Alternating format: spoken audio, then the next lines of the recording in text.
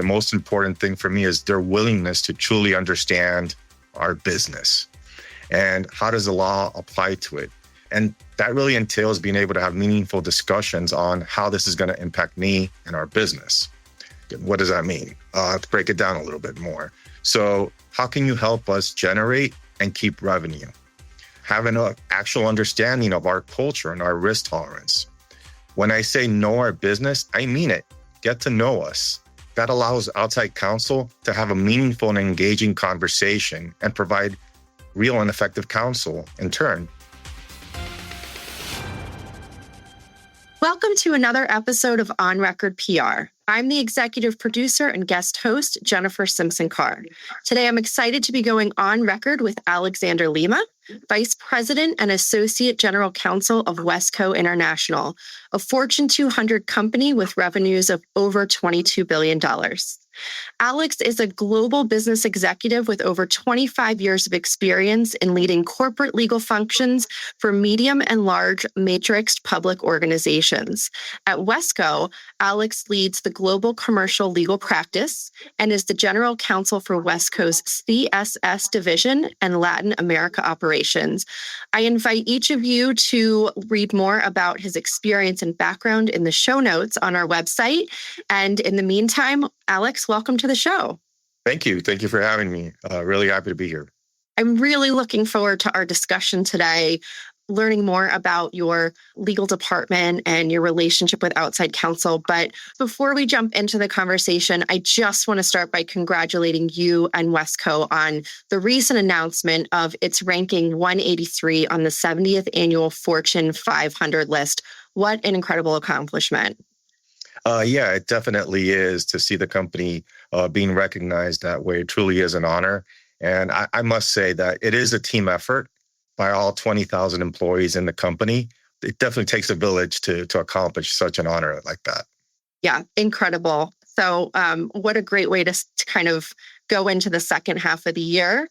And so let's dive into kind of that team perspective. So at Wesco, which I mentioned earlier, it's a $22 billion business in over 50 countries.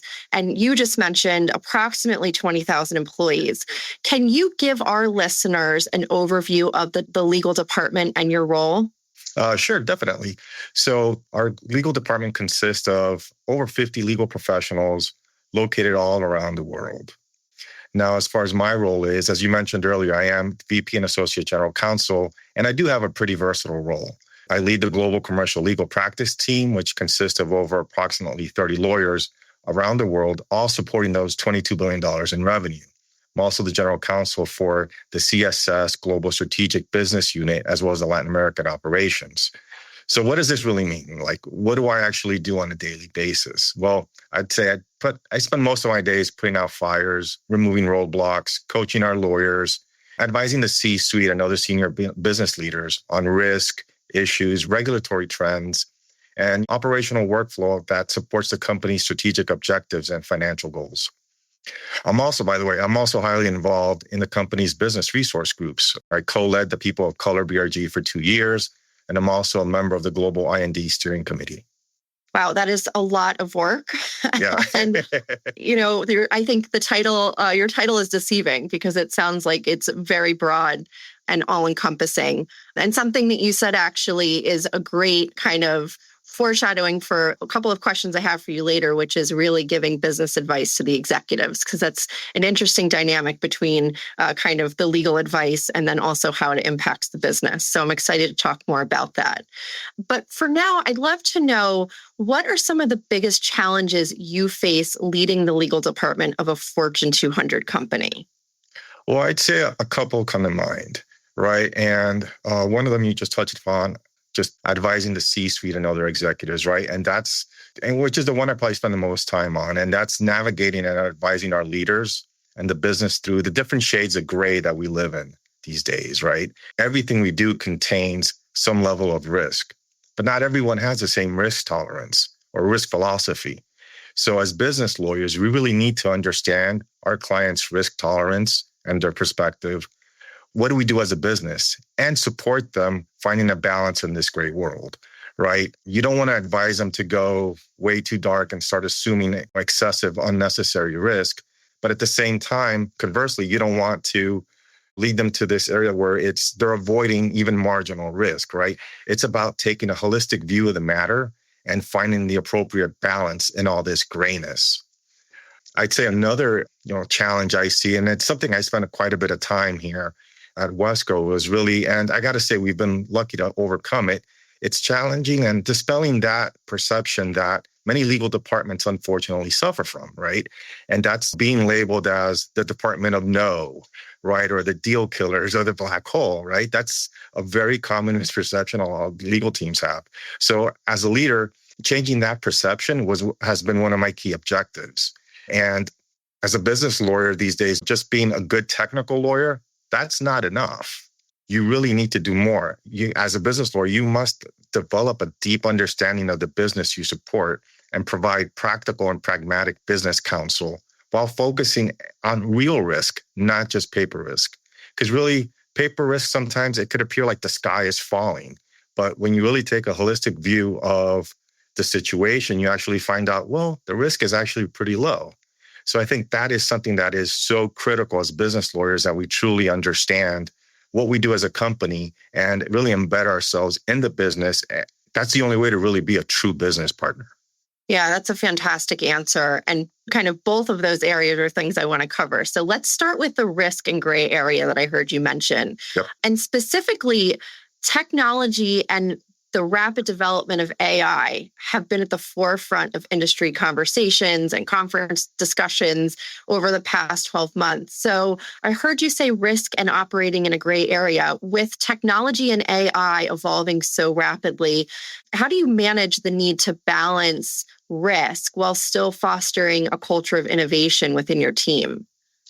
Well, it's funny. I mean, we've actually placed a great deal of emphasis on being a tech-enabled department and leveraging technology, whether it be AI or other tools. And really, this has helped us deal with an increase in workload, as well as really handle, push off some administrative and lower value, lower risk matters off to some of these tools that really were taking the time away from our lawyers. They get to focus on more strategic and more complicated matters supporting the business. Yeah, that's fantastic. And certainly we continue to hear efficiency as one of the biggest benefits. And it sounds like it's true for you as well. It really has been. And it's been a game changer. And at times, some folks are a little reluctant to adopt it. They're skeptical. And of course, it makes sense. So we create some use cases, and it's just, we work with them so that they start to adopt it. They start to see the benefits of it. And once they do, like that, they get it and they just become champions of the tools. That's fantastic. So Alex, we've heard over the past several years an increased demand for in-house to reduce department budgets or do more with less. Is this a trend you're seeing? And if so, what are some of the practices in-house counsel are using to manage this challenge?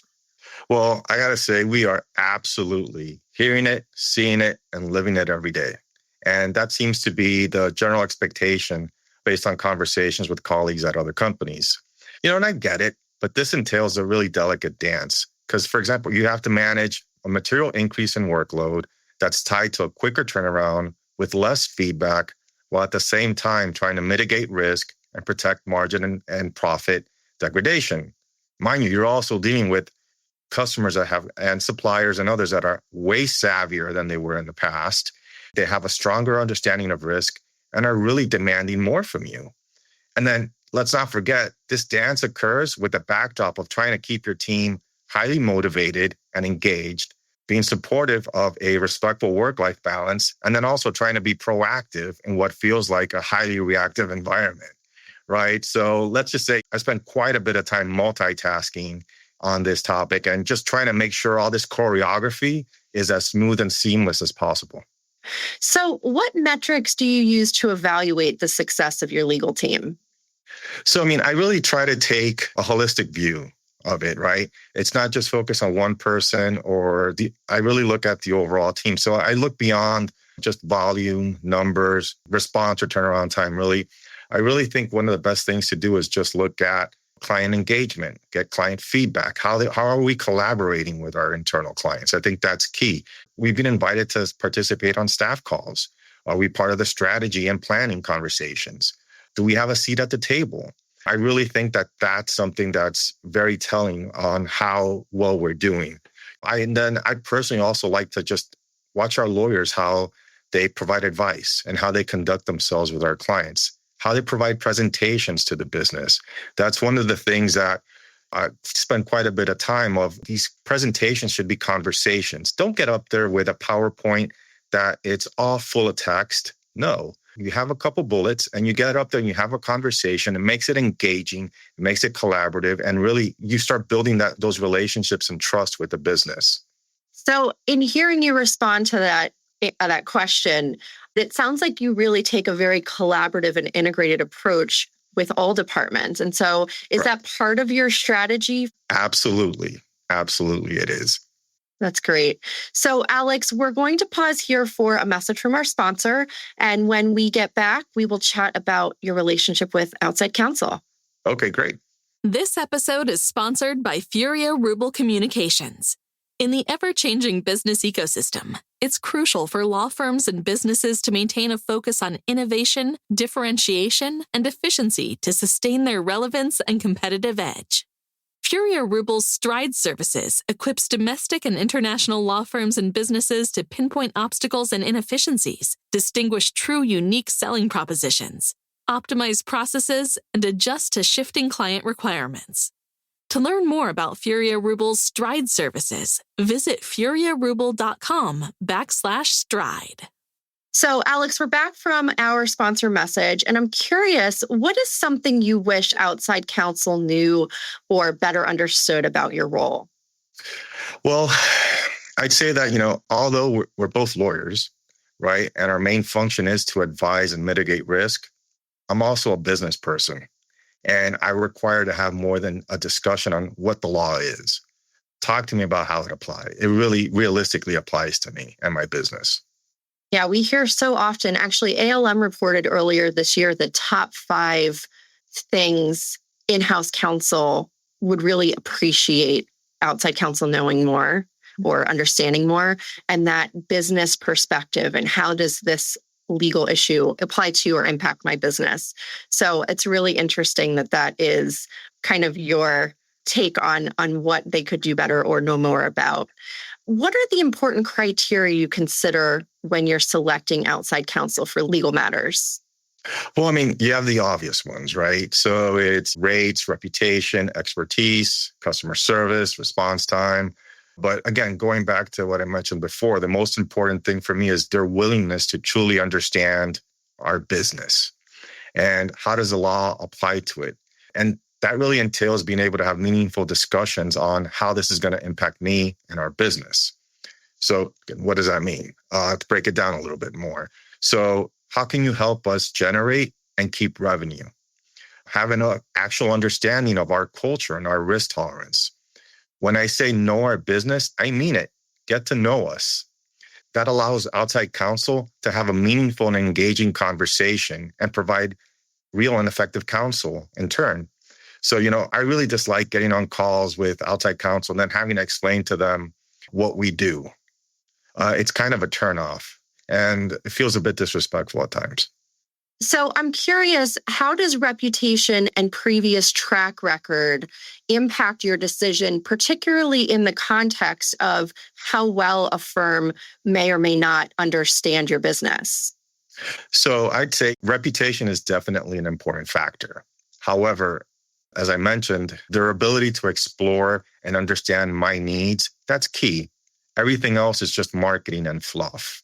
Be good at understanding our needs, not just our legal needs, but our business needs. These decisions are not emotional. It's about trust. It's about taking good care of me and my company. As you mentioned earlier, we're being asked to do more with less, and we're just too busy to have firms show us diplomas and rankings from XYZ. So it becomes critical to understand my business. And I know I'm going to say something that's not a popular thing amongst most of my colleagues, but I personally don't place this huge material emphasis, as you can tell, on just reputation. Just because you're a big name law firm doesn't mean that by default, I'm going to go work with you. I've personally found a great deal of success working with small to medium-sized boutique firms that specialize on a particular subject matter. They tend to go the extra mile, make more of a substantive effort to better understand our business and needs. And they also generally offer better rates, right? But you really end up getting more bang for your buck. And I sincerely challenge the bigger firms to do more of that, as it's a game changer. And just one last thing, I do want to note that, by having this, looking at these small and medium-sized firms, you really do give the opportunity to some excellent minority-owned firms out there. You really give them a chance to be able to work with some large Fortune-ranked companies. Yeah, that's a fantastic point. And I'm curious, in your experience, do you have a story that's demonstrative of how actions by outside counsel or ways that they've gone above and beyond have impacted how you've selected or worked with outside counsel going forward? So, yeah, there's actually this one instance that comes to mind that actually occurred early in my career. And I think it's really has influenced my opinion of firms and how I work with some firms. I remember working on this very complex multi-million-dollar litigation matter. And it was outside the US. Outside counsel, because I was working for this large company at the time, they were working with this large global law firm. Well, they assigned a 2-year associate to support us. I see this and I go, okay, well, let me try it out. So I worked with the associate and I quickly noticed that they lacked the experience and expertise to really work on the matter. So, I objected to the managing partner and was told, well, hey, that's how our firm works. This is who you have to work with. I didn't like that answer, right? So, I dug in my heels and demanded a more experienced attorney, which they begrudgingly agreed to provide. Well, lo and behold, the trial day arrives, and guess who showed up at the hearing? The 2-year associate to do the work. He did a horrible job. We lost the case. I fired the firm right then and there. And that's just something that kind of stuck with me of the cookie cutter approach, right? Of, well, this is how it works. This is what you get. And it just was no, it shouldn't be that way. I'm paying you a significant amount of money. It's about customer service. And you were providing me subpar customer service. And you said earlier that it's about trust. And I can imagine this was such an impactful moment in your career because you're trusting that your business partner, in this case, an outside counsel, would hear your concerns and respect that it didn't feel like the right fit.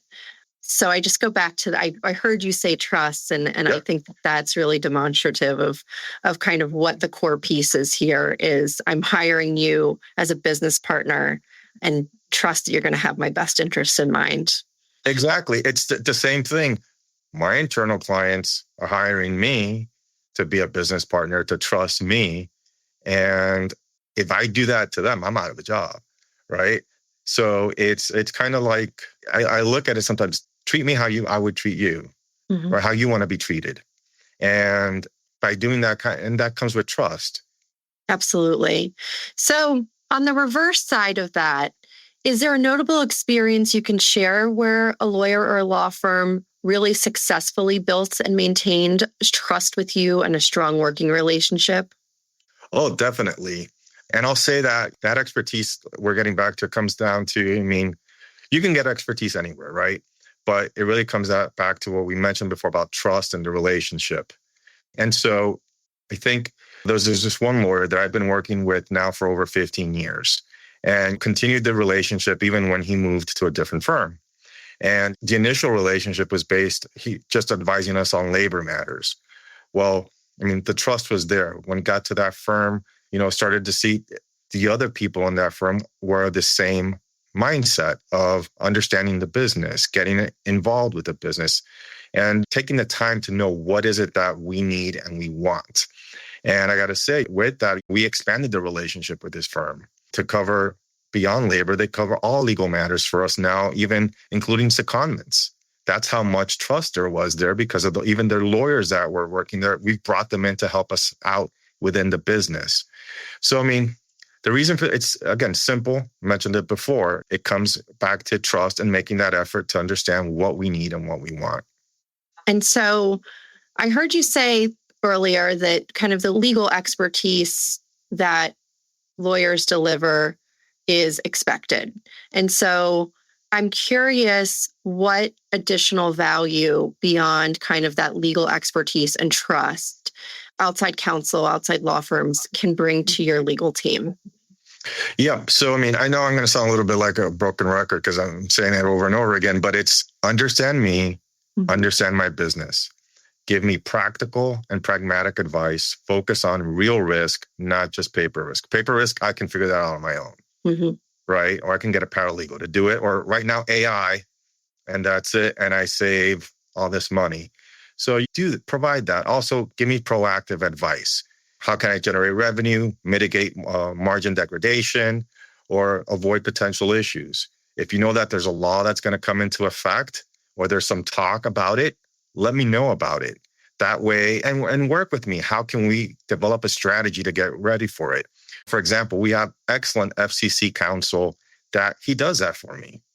The minute he starts hearing there's certain rumblings or certain conversations happening, he picks up the phone or sends me an email and says, hey, listen, let's talk.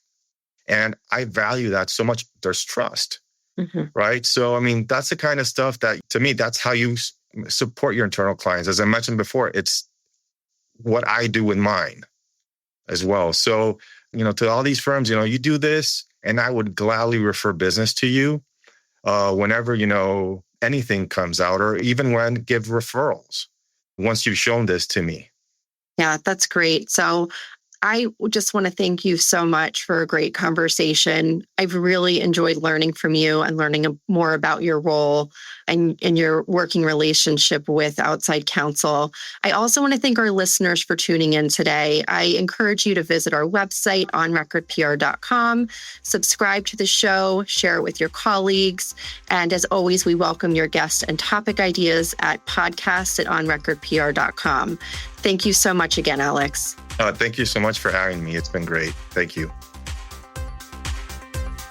On Record PR is produced by Jennifer Simpson Carr and Matt Henderson, with support from the team at Furia Rubel Communications. This episode is edited by Željko Tomic of Compost Media Flow.